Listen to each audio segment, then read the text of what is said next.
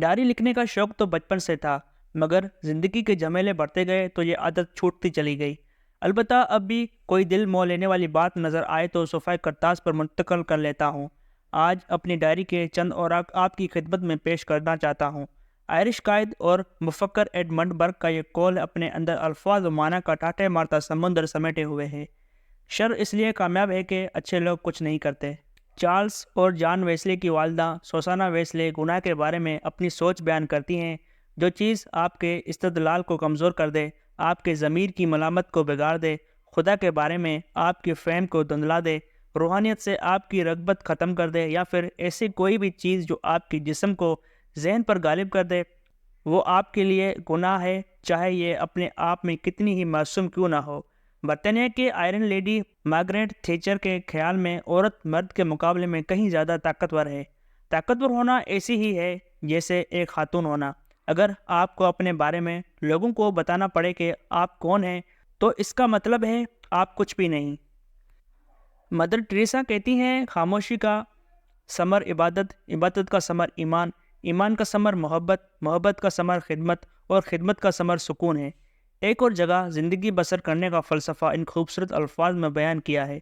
लोग अक्सर गैर माकूल बददियानत और ख़ुद पसंद होते हैं। उन्हें बहर तौर माफ़ कर दिया करें। अगर आप रहमदिल हैं तो लोग नाजायज़ फ़ायदा उठाएंगे, मगर आप रहमदिल ही रहें। अगर आप कामयाब हैं तो कुछ गलत दोस्त भी मिल जाएंगे और कुछ अच्छे दोस्त भी। आप बहरहाल आगे बढ़ते रहें। अगर आप दयानतदार और साफ़ गो हैं तो लोग आपको धोखा भी देंगे, मगर आप दयानत और साफ़ गोई का दामन हाथ से ना छोड़ें। जो कुछ आपने बरसा बरस में तमीर किया, उसे कोई रातों रात मुनहदम कर सकता है, मगर आप मायूस हुए बगैर तमीर का सिलसिला जारी रखें। अगर आप पुरसुकून हैं तो लोग आपसे हसद करने लगेंगे, लेकिन आप खुश रहें। आप जो नेकी आज कर रहे हैं, लोग कल उसे भूल जाएंगे, मगर आप नेकियों का सिलसिला तर्क न करें, क्योंकि ये मामला तो आपके और खुदा के दरमियान है। तो फिर लोगों की बातों का बुरा क्या मानना। जॉर्ज वाशिंगटन का ये जुमला किस कदर झंझोड़ने वाला है कि मलकुती आग की इस छोटी सी चिंगारी को ज़िंदा रखने की ज़हमत ज़रूर कीजिए, जिसे ज़मीर कहते हैं। अमेरिकी मुसन्नफ़ वेरन बेंस का पुरअसर जुमला मुलाहिज़ा फ़रमाएँ, क़यादत बसीरत को हकीकत में बदल देने का नाम है।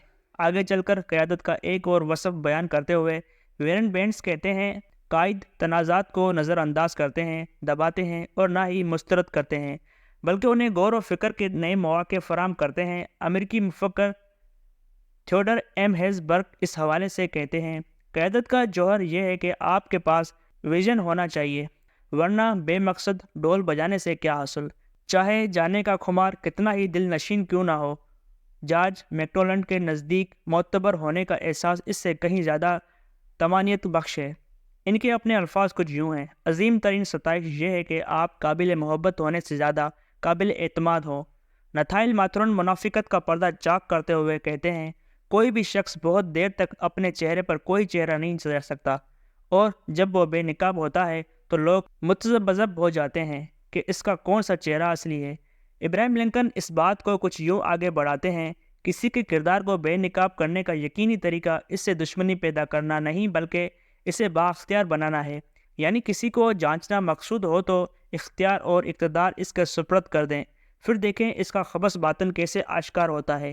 अहले दानिश के यहाँ ये मामला हमेशा बेसे तलब रहा है कि किसी कलीदी मनसब के अहलियत के तनाज़र में किरदार ज़्यादा अहमियत का हामिल है या फ़र्ज़ की अदायगी के लिए दरकार काबिलियत व सलाहियत। अमेरिकी जनरल एच नॉर्मन शवाज़रकोफ़ इस कुत्थी को सुलझाते हुए कहते हैं, मैं बहुत से ऑफिसर से मिला हूँ जो नहायत काबिल थे, मगर साहिब किरदार न थे। उन्होंने बहुत से कारनामे सर अंजाम दिए जिनके एवज़ उन्हें तरक्कियाँ मिलीं, एवार्ड्स मिले, तमगे दिए गए। कई दीगर ऑफिसर्स को नज़रअंदाज करते हुए उन्हें अहम जिम्मेदारियाँ सौंपी गईं।